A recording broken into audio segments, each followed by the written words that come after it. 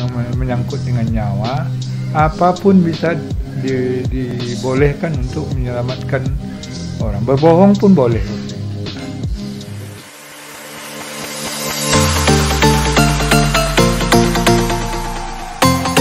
Assalamualaikum warahmatullahi wabarakatuh. Saudara pemirsa dimanapun berada, jumpa lagi dalam acara iTalk, Isais Talk. Jumpa kembali dengan kami di acara iTalk, Isais Talk. Isais Talk ini merupakan program baru dari Ises UIN Suska, bincang-bincang santai bersama tokoh atau pakar, narasumber yang diundang secara intens. Saudara pendengar dimanapun berada, pemirsa sekalian, silakan like dan subscribe channel ini.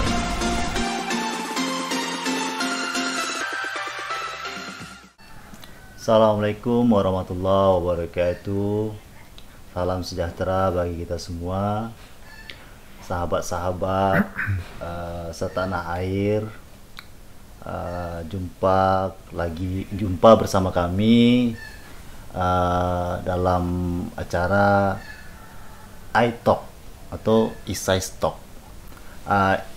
Isais Talk ini merupakan program baru dari Ises UIN Suska, yakni Ises mencoba untuk ingin terhubung kepada sahabat-sahabat sekalian, karena memang dalam kondisi wabah kali ini tidak memungkinkan untuk Ises mengadakan diskusi-diskusi dengan bertatap muka langsung dengan mengumpulkan massa.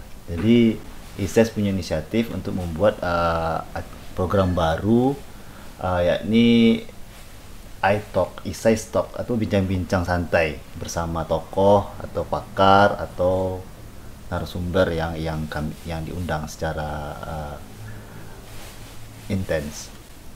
Di kali ini yang hadir bersama kita yakni ayahanda kita, Bapak Profesor Munzir Itami, MA, Pak ya.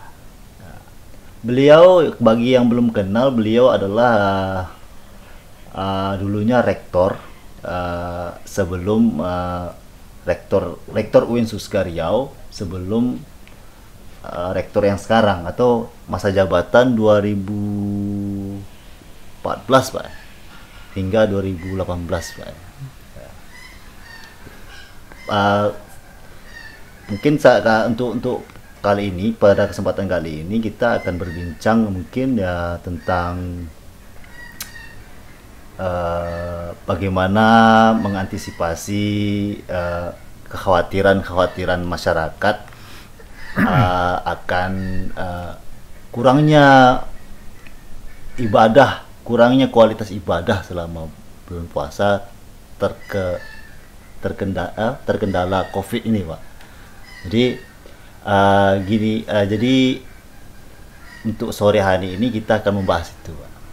Tapi sebelumnya Bapak sehat, Pak? Alhamdulillah. Sehat Pak ya. Semoga sehat sampai kapan-kapan, Pak. Iya. Itu doa kami. Jadi untuk awal mula munculnya virus ini, Pak, COVID ini, dulu itu mungkin awal-awal Januari, Pak ya. Itu tuh muncul di negara yang dibilang atau dikenal sebagai negara yang bagi umat Muslim nih, Pak, negara yang zolim terhadap umat Muslim, yaitu Uighur. Jadi muncul spekulasi bahwasanya ini adalah azab bagi mereka. Ini adalah azab bagi orang yang zolim terhadap umat Muslim. Itu bagaimana, Pak? Muncul karena spekulasi seperti itu. Ya, sampai sekarang masih spekulasi, masih misterius. Belum ada data yang meyakinkan dari mana asal usulnya.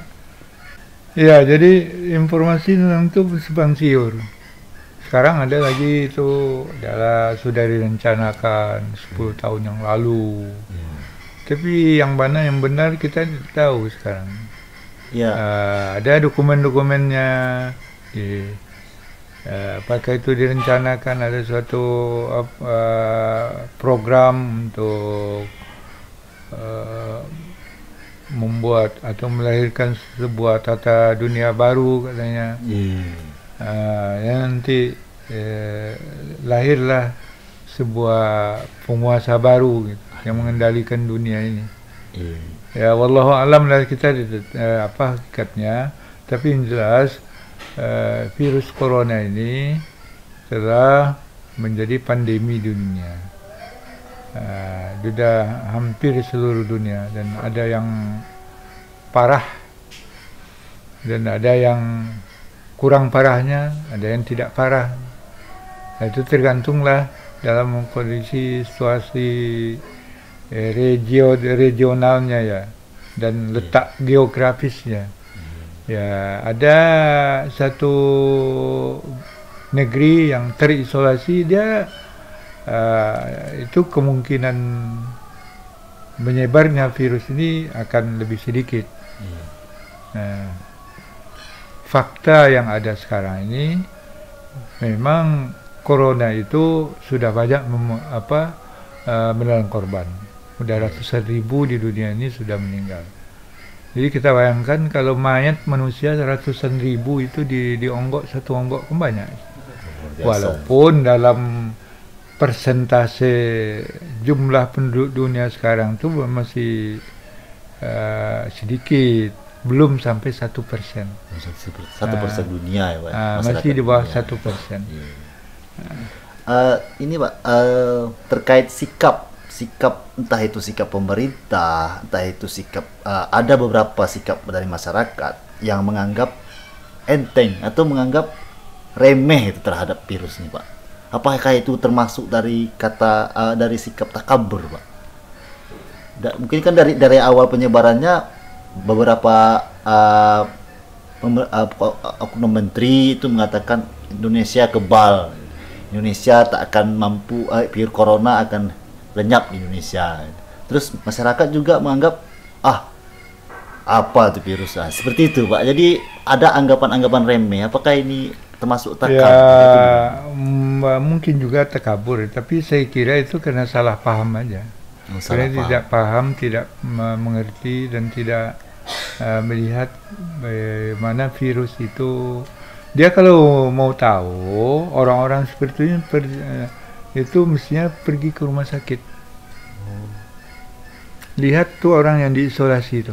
Iya. Kalau berani. Nah. Ya betul. Ya kalau berani, kalau memang dia lah apa virus itu ada. Cobalah pergi ke rumah sakit. Tengok orang. Saya datang ini membuktikan bahwa virus corona itu tidak ada apa-apanya. Coba berani enggak? Iya. Ya seperti kalau misalnya kita mau ingat mati ya datang ke kuburan Pak ya. Iya. Iya. Nah, jangan ke Jakarta, jangan ke El Salvador di Ekuador. Ya di Ekuador ya, Ekuador. Ya, yang di situ mewabah, mereka tidak siap dengan rumah sakit, dengan pelayanan kesehatan, dokter-dokternya, sehingga tapi wabahnya sudah menyebar. Kemudian mayat bergelimpangan, tidak ada orang yang mau mengurus, tenaga kesehatan tidak cukup, sehingga mayat bergelimpangan. Ada fatwa MUI terkait dilarangnya sholat berjamaah di masjid dan agar sholat di rumah saja. Terus sholat Jumat juga menjadikan sholat zuhur di rumah. Nah, ada yang menyanggahnya Pak. Ada yang menyanggahnya dengan dalil ya MUI, dalilnya adalah darul ya kaidah fikihnya adalah darul mafasid muqaddam ala jalbil masoleh ya, Kalau dia dalilnya mungkin lebih ke bahwasanya itu karena memang COVID ini kan menurut MUI itu mafasid Pak. Mafasid karena memang ketika sholat berjamaah otomatis di situ orang berbaur, jadi terjadilah penularan. Karena itulah MUI membuat fatwa ini. Jadi karena ada bantahan terhadap fatwa ini, menurut Bapak seperti apa, Pak? Apakah ini karena ngeyel atau gimana? Atau karena memang? Ya, jadi fatwa Majelis Ulama itu bukan hanya di Indonesia. Hampir di seluruh dunia, di negeri Muslim di dunia ini memfatwakan seperti itu. Apa dasarnya? Tentu saja terutama yang sudah menjadi zona merah. Zona merah itu artinya sudah situ Pekanbaru kan sudah dimasukkan ke zona merah kan, karena dia sudah diberlakukan PSBB dan nyatanya memang sudah di masyarakat itu sudah ada yang tertular dan yang meninggal sudah. Di Pekanbaru itu sudah ada meninggal beberapa orang, 3 orang ya, 3 orang. Itu yang sudah positif. Yang dari PDP aja itu sudah banyak meninggal. Yang belum tahu apakah itu karena positif atau tidak. Jadi virus corona ini itu berkaitan dengan nyawa. Nyawa. Kalau dia tidak berkaitan dengan nyawa, mungkin bisa. Itu yang pertama, yaitu taraf kemafasid atau bahaya yang ditimbulkan oleh virus ini adalah nyawa. Itu yang perlu diingat. Nyata, Pak ya. Itu nyata. Jadi itu dasar kalau nyawa sudah menyangkut dengan nyawa, apapun bisa dibolehkan untuk menyelamatkan orang. Berbohong pun boleh waktu itu. Berbohong yang diharamkan boleh itu kalau untuk menyelamatkan nyawa orang. Itu yang pertama. Bukan itu saja dasarnya, itu kan ada hadis nabinya. Hadis Nabi itu yang sering dibaca oleh para ustadz, sudah populer hadis itu sekarang, diriwayatkan oleh Imam Bukhari. Kalau ada satu penyakit mewabah, maka larilah engkau seperti lari dari singa. Berarti memang itu perintah Nabi, Pak. Perintah Nabi. Karena untuk menyelamatkan nyawa itu. Nyawa tadi, Pak. Dan kalau sudah satu negeri terjangkit wabah, maka tidak boleh pergi dari situ. Karena akan nanti menyebar ke yang lain, akan membawa wabah itu ke negeri yang lain. Artinya Rasulullah menyuruh itu lockdown. Ya lockdown, Pak. Lockdown itu. Zaman Rasulullah ada lockdown juga. Lockdown. Di samping menghindar dari wabah itu dengan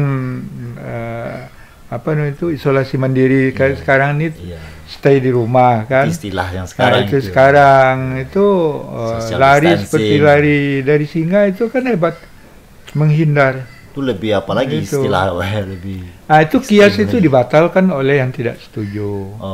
Tapi itu kan jumhur ulama sedunia. Memang ada yang meningkah itu. Yang berbeda dari jumhur ulama itu ada. Terutama siapa itu mereka-mereka? Itu yang saya sebut fatwa yang disebarkan di Indonesia, yang diterjemahkan dari dari bahasa Arab. Entah siapa yang menerjemahkan, tidak tahu. Itu fatwa dari seorang dosen Universitas Kuwait. Namanya Profesor Dr. Hakim Al-Mutairi. Ditulis dalam terjemah itu Dr. Hakim Al-Matiri. Sebelum bukan Al-Matiri, Al-Mutairi. Profesor Mutairi ini yang pada awalnya menyusun pendapat bantahan dari fatwa ulama itu. Diikuti oleh yang lain-lain. Muncul di Maroko, di Yaman, di Jordan, di Syria, fatwa-fatwa yang seperti itu yang menyempal dari atau yang menentang dari fatwa jumhur ulama sedunia itu. mereka itu satu aliran. Siapa?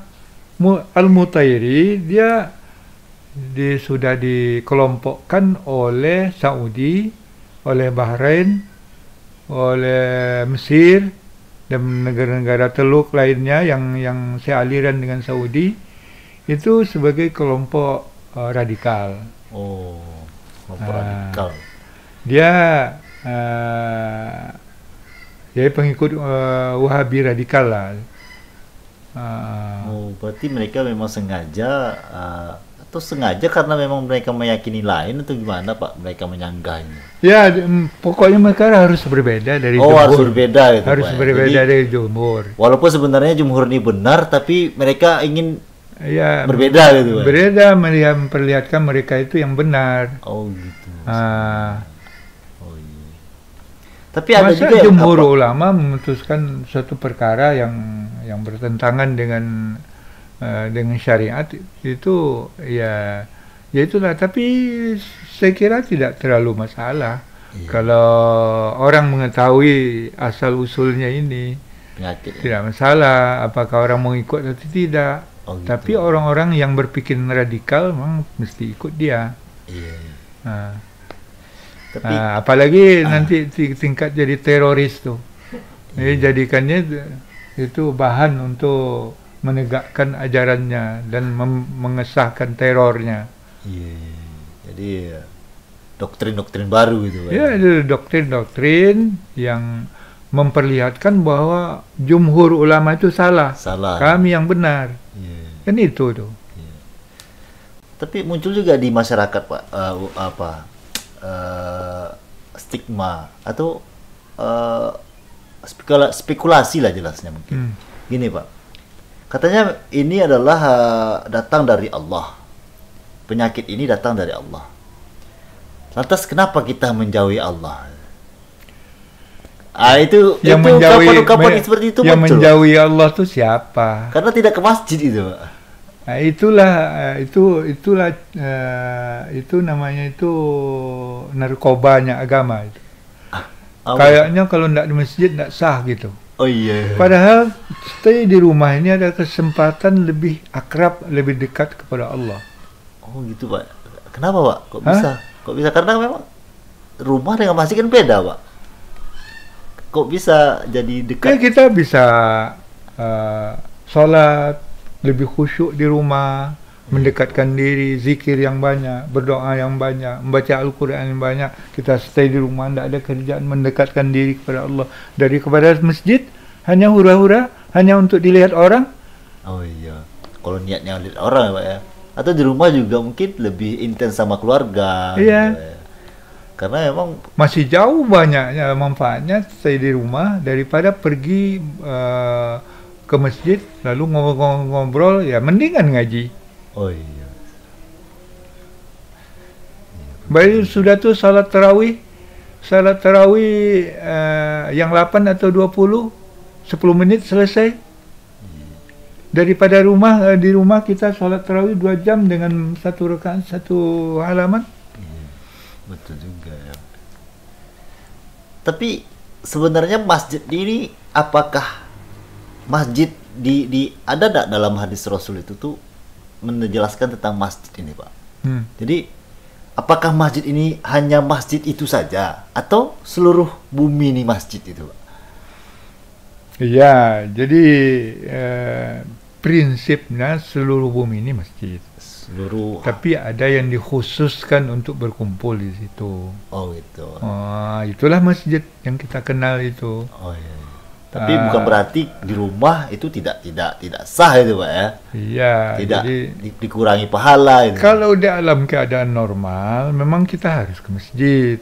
Iya. Sunat muakkad bagi laki-laki pergi ke masjid untuk salat beribadat, terutama salat yang 5, salat wajib. Itu kita dianjurkan berat untuk datang ke masjid dalam keadaan normal. Tapi dalam keadaan tidak normal, Nabi memberi kelonggaran. Hujan lebat aja dibenarkan. Untuk tidak ke masjid, Pak. Untuk tidak ke masjid. Oh, iya. Apalagi kalau resikonya nyawa. Oh iya. hujan lebat saja tidak apa, tidak ke masjid, Pak, ya. Sakit atau sakit, atau ya itu jelas. Kalau sakit jelas ya, Pak, ya, itu uzur, itu Pak, ya. rukhsah, Rukhsah, keringanan untuk tidak ke masjid. Jadi ya sebenarnya kalau menurut saya sendiri sih, Pak, saat ini misalnya kita Ramadan, masuk bulan Ramadan, dan kebetulan ini di saat keadaan kita wabah, ada musibah wabah ini, COVID ini, Pak.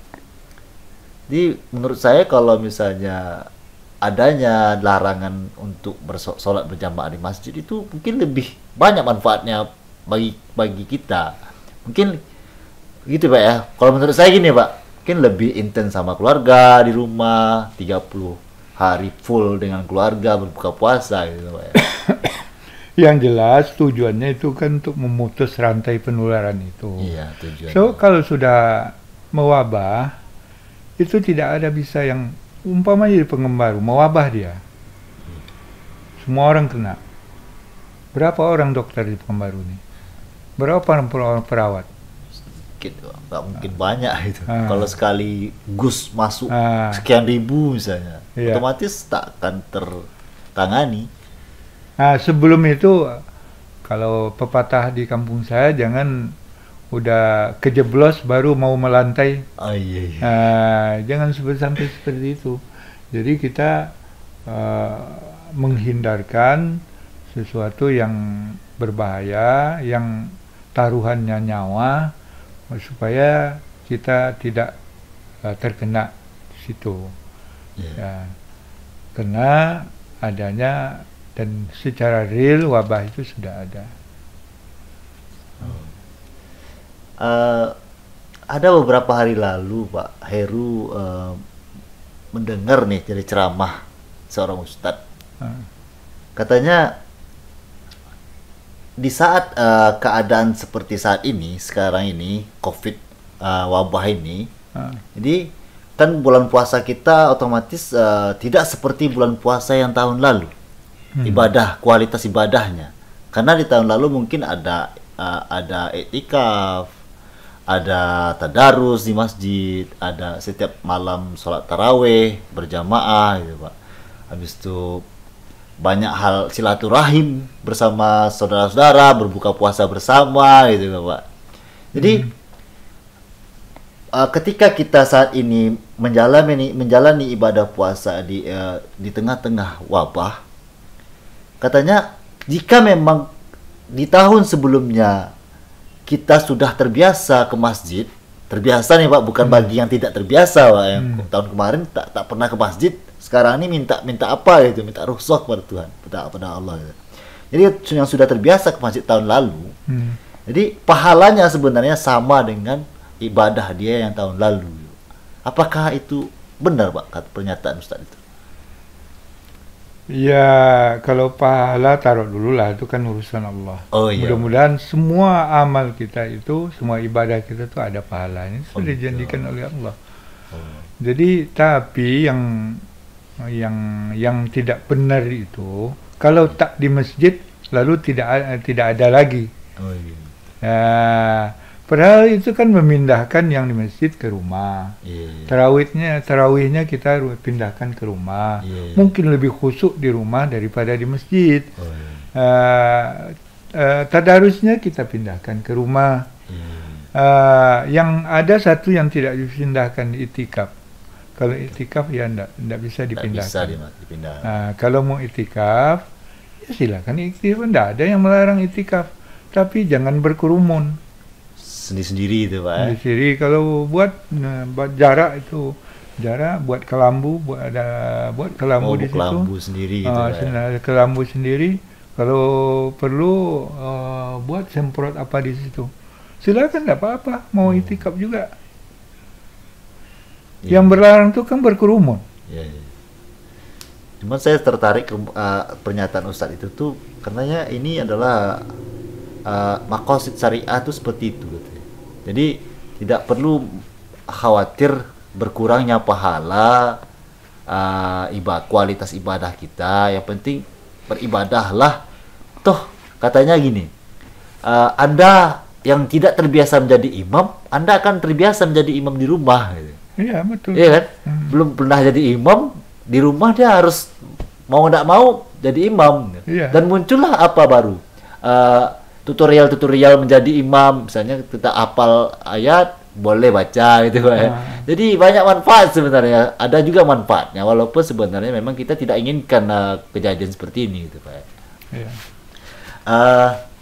Terus ini Pak, ada hadis Nabi mengatakan la dororo wala diroro. Biasanya hadis ini muncul ketika memberikan peringatan kepada perokok. Jadi kalau saya kira ini mungkin termasuk nggak dari apa Pak? Dari misalnya pembatasan sosial berskala besar ini. Masuk nggak ini hadis ini seperti dalam apa ini? La dororo wala diroro itu bukan khusus untuk rokok. Ya, Untuk kan semua. biasanya keluar ketika rokok itu Pak. Ya. Jadi itu bukan rokok, untuk semuanya yang berbahaya, membahayakan. Iya, Baik dan yang datang dari kita ataupun yang datang dari luar. iya. Itu. Jadi konteksnya berarti ini masuk konteks itu juga Pak ya? Iya. Bukan darul Ya, kalau kita misalnya membawa virus, kita tidak tahu bahwa kita terkena. Kan ada gitu orang kena virus itu tidak tanpa gejala, karena imunasi sistem kekebalan tubuhnya bagus, Iya. dia tidak bergejala. Iya. Tapi virus itu ada dia ketika dia berbicara atau taruh batu atau bersin atau apa gitu, maka dia akan melontarkan virus itu dan orang lain akan terkena. Iya. Kalau orang lain kena yang kebetulan dia kekebalan tubuhnya tidak bagus, langsunglah dia kena mudaratnya. Nah, jadi itu berarti kita yang datang ke kerumunan bisa memberikan mudarat kepada kita, atau kita yang tidak terkena bisa terkena di situ. Oh, gitu. Jadi itulah la darara wala dirar. Jangan kita yang menimbulkan mudarat, jangan kita mencemplungkan diri ke kemudaratan. Jadi ini hadis bukan untuk para perokok sebenarnya Pak. Perokok juga. Bukan. Orang merokok zaman Nabi belum ada. Belum ada Pak ya. Kalau Hadis saya itu boleh bertanya tentang Bapak aja nih, Bapak sendiri. Setelah ketika Ramadan, memasuki Ramadan di dalam keadaan wabah nih, sudah jalan berapa hari ini. Apakah apa manfaatnya Pak? Adakah manfaat positifnya Bapak mengerjakan segala sesuatu di rumah dengan sebelumnya, gitu, Pak? Dengan Ramadan sebelumnya? Ya, tentu ada plus minusnya. Ada plus minusnya. Seperti kuliah online itu ada plus minusnya. Ya. Kalau ada hal-hal yang bisa kita kerjakan di rumah, bisa kita kerjakan karena stay di rumah. Ya, ini kena bulan puasa ya. Ada hobi, bisa melakukan hobi-hobi kita. Itu kan berkah itu. Yang pada hari-hari biasa yang itu kadang-kadang tidak sempat, sekarang sempat gitu untuk lebih bersantai gitu. Tapi tentu saja minusnya tidak enak lama-lama stay di rumah ini. Kita sudah rindu dengan kawan-kawan, apalagi rindu ke masjid. Betul. Bukan kita stay di rumah ini kita tidak merindukan enak-enak di rumah, namanya penjara rumah. Jadi isolasi di rumah itu berarti kita di penjara di rumah. Penjara ya. Bagaimanapun tidak enak. Sebab kita tidak bebas berkomunikasi, bersilaturahim, terutama dengan keluarga kita. Keluarga saya di kampung, saya tidak pulang kampung tahun ini. Biasanya hari berlimau itu Iya betul, Ya, makasih sehari ya Pak. sebelum puasa Iya. itu ngumpul tuh di kampung, Ngumpul. ramai, bercerita, bergembira. Iya. Nah, tahun ini tidak ada, hanya air mata yang keluar. Tidak enak, Iya. tidak enak dalam suasana wabah ini. Iya. Ya. Kita Betul. merindukan, berharap supaya wabah ini cepat berlalu. Amin ya Allah. Semoga cepat berlalu.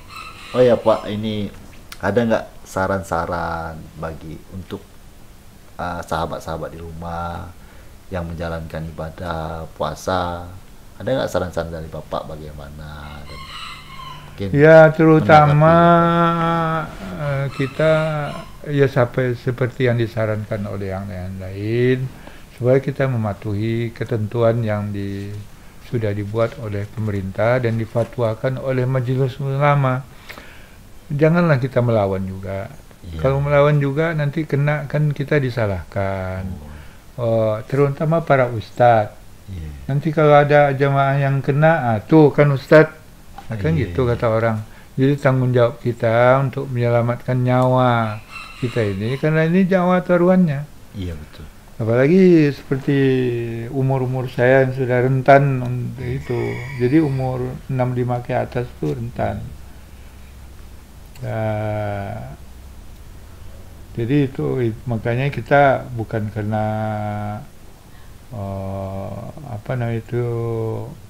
nervous ya atau cemas terus, tapi kita menghindarkan diri dari bahaya itu sedapat mungkin. Nah, supaya kita tidak terkena. Itulah niatnya, supaya kita nanti insya Allah bisa berpuasa lagi di tahun depan. Seperti biasa Dan Pak ya. meramaikan lagi masjid. Iya, Itu iya, saja niatnya. Jadi kepada kawan-kawan yang mau menentang ketentuan pemerintah, janganlah diajak orang lain, sendiri aja. Sendiri aja Pak Jadi ya. kalau berani pergilah ke rumah sakit itu, tengok orang yang sakit itu. Iya iya. Mungkin dia belum tahu. Belum Di nampak. Pekanbaru masih ada 6 orang tuh yang diisolasi itu. Masih, 6 orang sekarang ya Pak ya. Yang sudah positif. Iya iya. Pergi ke situ, tengok situ, cium dia kalau berani. Iya iya. Ya kalau kita yang belum merasakan mungkin kita nggak tahu gimana Pak ya. Ya. Tapi bagi mereka yang sudah merasakan mungkin ya itu suatu cobaan yang sangat berat gitu. Jadi Iya. janganlah sampai kita meremehkan itu Pak ya. Ya. Kalau sudah kena, Ah, keluarga kita tidak bisa menengok. melihat ya. Orang mau membesuk kita tidak bisa. Memandikan kita pun tak mau kalau misalnya kita mungkin apa. Kalau kita pendek umur dan Karena ditakdirkan Allah meninggal karena itu, Iya, keluarga kita tidak bisa menyelenggarakannya. iya, menguburkan. Menyelenggaranya ada tim khususnya. Iya. Langsung dibungkus, taruh dalam kotak, diantar ke kuburan. Kita hanya lihat dengan jauh. Dan takutnya nanti ditolak masyarakat, Pak. Nah itu satu lagi itu. Jangan ada masyarakat yang menolak ini. Iya. Tapi katanya berani. Iya, kok ditolak? Kok ditolak? Iya betul juga. Logikanya gitu, Pak. Kalau misalnya memang berani, kenapa nolak jenazah? Itu iya, ada yang berani gitu. Iya.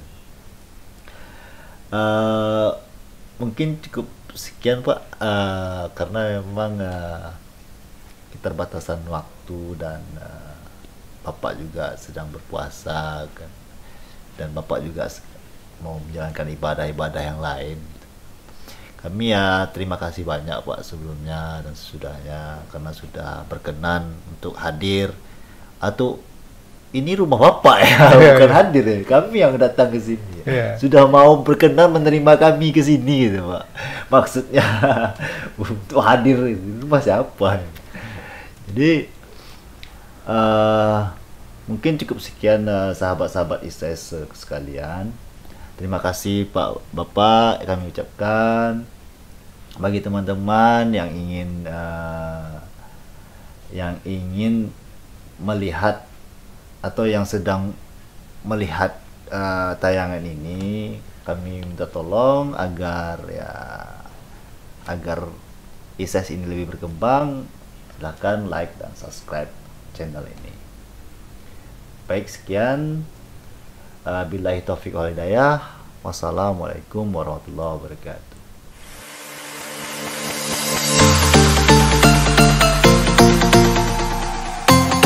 Assalamualaikum warahmatullahi wabarakatuh. Saudara pemirsa dimanapun berada, Jumpa lagi dalam acara iTalk, ISIS Talk. jumpa kembali dengan kami di acara iTalk, ISIS Talk. ISIS Talk ini merupakan program baru dari ISIS UIN Suska, bincang-bincang santai bersama tokoh atau pakar, narasumber yang diundang secara intens. Saudara pendengar dimanapun berada, Pemirsa sekalian, silakan like dan subscribe channel ini.